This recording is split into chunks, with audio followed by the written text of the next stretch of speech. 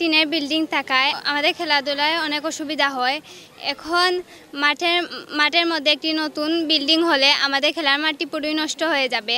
আমরা বিদ্যালয়ে কোনো বড় মাঠ নেই, আমরা খেলাধুলায় অংশগ্রহণ করতে পারছি না, কোনো ভালো স্কুলের সাথে ভার্সেস করতে পারছি না। তাই আপনাদের যে আবেদন দিয়ে বিদ্যালয়টি পূর্ব দিকে সরিয়ে নিলে ভালো হয়। পূর্ব টিমে বিল্ডিং থাকা অবস্থায় আমাদের খেলাধুলার অনেক অসুবিধা হয় এবং খেলার মাঠ নষ্ট হবে। একটি স্কুলের সৌন্দর্য হচ্ছে একটি মাঠ, এর মাঠ থাকলে স্কুলের সৌন্দর্য বাড়ে, যত বড় মাঠ হবে তত সুন্দর স্কুল দেখা যাবে।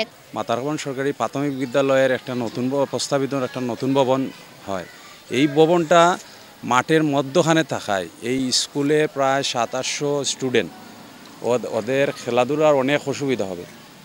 এই আমাদের একটাই দাবি যে এই স্কুলের মধ্যখান থেকে পূর্বে পাশে আমাদের খালি অনেক জায়গা আছে, একটা পুরাতন বিল্ডিং আছে, এই বিল্ডিংয়েও পানি পড়ে। আমরা ম্যানেজিং কমিটি অনেকবার ঊর্ধ্বতন কর্মকর্তারা জানাইছি যে আপনারা যেটাতে বৃষ্টি পড়ে এই বৃষ্টির ভবনটা ভেঙে মাঠের মধ্যখান থেকে এই বিল্ডিংটা পূর্ব পাশে নিয়ে আমাদের কোমলমতি শিশুদের জন্য একটা সুন্দর খেলার মাঠ দেওয়ার জন্য আমরা অনুরোধ করলাম।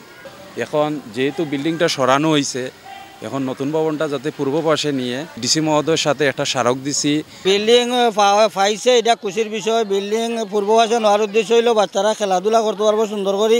কারণ স্কুলের সামনাসামনি যদি এই বিল্ডিংটা হয়, নতুন যে বিল্ডিংটা হাই স্কুলের সেটা তো অকেজ হয়ে যাব এবং পূর্ব পাশে নিলে সুন্দর হইব, মাঠটা ক্লিয়ার থাকবো।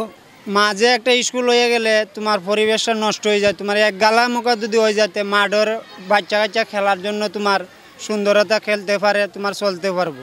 দুইটা বিদ্যালয় দীর্ঘদিন যাবৎ একই সাথে একই ক্যাম্পাসে সুন্দরভাবে শিক্ষার্থীরা লেখাপড়া করে আসতেছে। আলহাজ মোহাম্মদ আমির উচ্চ বিদ্যালয়ের সামনে মাতারকাপান সরকারি বিদ্যালয়ের একটি 3 তলা ভবন সরকার থেকে ওরা অনুমোদন পেয়েছে, যা নির্মাণ হবে আগামীতে। সামনেই পড়ছে নতুন প্রাথমিক বিদ্যালয়ের বিল্ডিংটি, যা বিদ্যালয়ের খেলার মাঠের অন্তরায় হয়ে দাঁড়িয়েছে। শিক্ষার্থীরা প্রতিদিন আমার কাছে আসতেছে, অভিভাবকরা এসে বলতেছে যে ম্যাডাম, আমরা তো খেলার জন্য কোনো মাঠ নাই, আমরা খেলাধুলা করতে পারতেছি না। বিদ্যালয়ের বাচ্চারা বিভিন্ন প্রতিযোগিতায় অংশগ্রহণের জন্য প্রাত্যহিক যে প্র্যাকটিস সেটাও ওদের ব্যাহত হচ্ছে, যার কারণে এই দুইটা বিদ্যালয়ের সৌন্দর্য বর্ধনে যদি এক পাশে নিয়ে সামনে যদি একটি খেলার মাঠ থাকে, তাহলে দুইটি বিদ্যালয়ের শিক্ষার্থীদের খেলাধুলার ব্যাপারে সহযোগিতা হয়।